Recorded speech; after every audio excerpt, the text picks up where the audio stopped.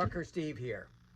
Almost April. One more week and it'll be April 2025. So on my YouTube channel, I got a really good uh someone got a hold of me and asked some really good questions. Only three of them, but they were really good. And I said, my goodness, I need to share this on YouTube. So here it is. Was education and testing harder when you first started out? Or is it harder today now? Well, I started out in 1974. I went to New Jersey. Looked for a real good, near Vineland, New Jersey. I don't think the school's still in business, but it was a tough go. I mean, for all CDL students now and then, it's tough because when you're a new student, you're doing something that you haven't done before. You need to acquire new skills. So it is tough. But as an instructor, now someone who's been driving for over 50 years, I'm looking at it and I think I can make a good evaluation. That was one hell of a CDL school. That was really good. I lived in Maryland, but I had to go to New Jersey. They put you up in a little cubby hole. It was okay. And you went to school Monday through Friday, had this weekend off, the 4 round, do whatever. And they really pushed education and teaching and driving, a lot of driving, more driving than what my students, well, more driving than the schools that I worked at. When I took students, and my students went out, we went on the road, we drove. And we drove. But the school was really good. It was not easy. They sent me about 20 little small books, and I had to study the books at home before I went to New Jersey. So now I went to New Jersey, had a classroom. So we did classroom in the morning, and we went over the books that we were supposed to have studied and know some DOT rules, etc. So it wasn't we didn't call it CDL license at that time. At that time it was chauffeur's license because we talked about 1974. Is it harder now? Well, for CDL students, it's always tough. It's just as hard for whoever goes in to try to get a CDL license, or back then a chauffeur's license. Always was hard. But as an instructor, someone who ran CDL training facilities, I don't know. It all depends on the school. Some schools go above and to a higher standards, and their schools are a little harder. Some schools get you in and get you out as fast as you can. We can do this in 1 week or 4 or 5 days to get your license.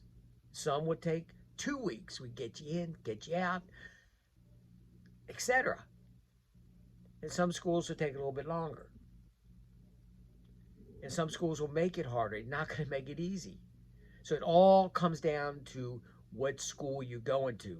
Unfortunately, too many CDL students, when they pick out a CDL school, they want to get in and get out as fast as they can. That might not be a smart move. Okay, another question. I see more bonehead truckers than what it was back in the 80s and 90s. More bonehead truckers now than what it was back in the 80s and 90s. I think I see more bonehead truckers now on the road now than what back in the 80s and 90s. Well, in the 80s and 90s, there were a lot of bonehead truckers. Back in the late 80s or 90s, there was a major accident on the New Jersey Turnpike. Same situation, same thing. Well, maybe it wasn't exact same situation, but it was a tractor trailer going down the New Jersey Turnpike, 60 some mile an hour. Traffic was stopped, and it just plowed into a whole mess of cars. It was terrible. A lot of deaths. I don't know how many people, I can't remember all back then. Give me a break. I'm too old. I'm getting kind of up in age. But there were still a lot of bonehead. There always be bonehead truckers, no matter what. But easing up on and simplifying, making the testing easy to get more students on the road? And is that a negative or a positive? So positive, yes, it opens up careers to those who might have find it unattainable.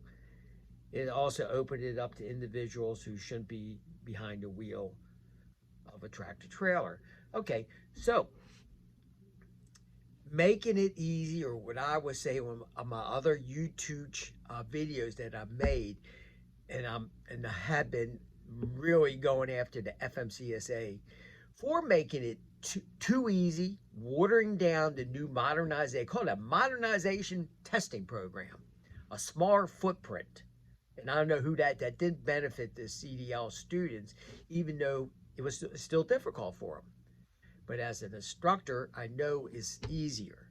But watering it down and making it easier on the pre-trip inspection, there were a lot of questions in the pre-trip inspection that definitely could have been, and they did take it out, because all you're doing is repeating. I will spec this wheel the same as I spec'd the steer axle, and you don't need to repeat that. But on the drive, there's a lot of material in there that a driver needs to know. They need to know it. Belts are not even in the new test on the pre-trip inspection. My goodness, I think that might be a safety item that you should know how to check, see if a belt's too loose. But it's not in there. And when they talk about the modern equipment is coming in, well, most CDL schools are using the oldest tractors. Their tractor's not the best in the world. And just, I don't think to keep the pre-trip inspection too difficult, but some items are just left out, and it should be in there, because you don't want to get in a memorization situation where you're learning too many parts and you're driving these students crazy.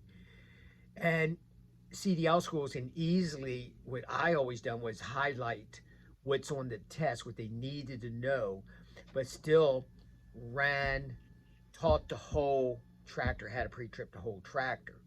I didn't make them memorize stuff that they had no need to memorize. So there's positive, negatives about making it simplified, making it getting just make it so easy they can just pass this test with ease, make it quick, get them in, get them out.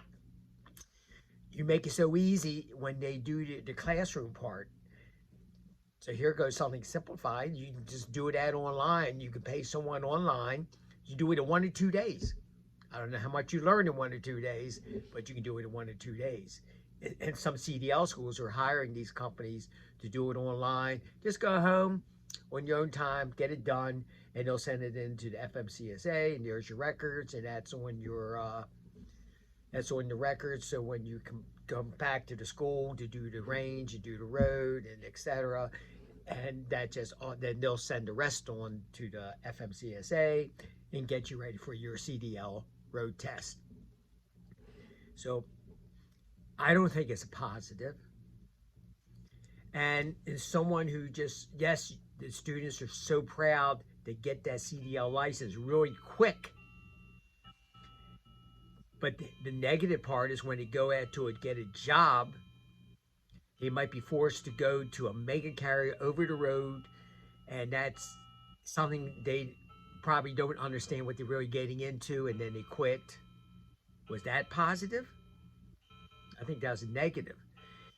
I always told my students, the more you learn, and if I can teach you alley docking, all kinds of backing skills, you have a chance to get a local job, and most of those students will stay in the industry. Because a lot of them, the majority, do not want to go over the road. Maybe some do. If they do, then there's good mega carriers have great training programs. Unfortunately, a lot of them don't. So that's about it. But the questions, I really enjoyed when they put some questions to me. Most of them usually add 1 question, 2 questions. So that's a little, and I think they have 1 more question. I think this video is already 9 minutes too long, just a little bit too long. So I'll see you in the next one. Be safe out there. I'll see you next time. Bye-bye.